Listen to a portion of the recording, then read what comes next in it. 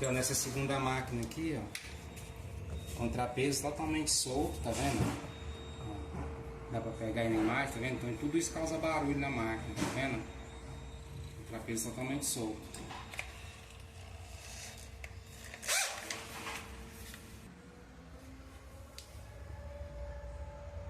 Tá, ó, continuando aqui, ó, tá vendo? O pedaço do contrapeso ficou, quebrou, tá vendo? Ele é aqui, ó. O contrapeso esse aqui tem que trocar.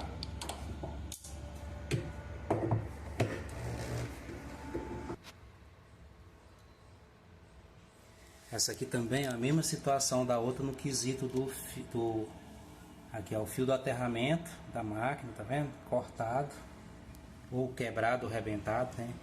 Essa aqui não tá parafusadinho, mas aqui também tá solto, tá vendo? Não colocaram o parafuso para segurar isso aqui, ó, tá vendo? Por isso que ele rebenta, porque ele ficou balançando aqui, tá?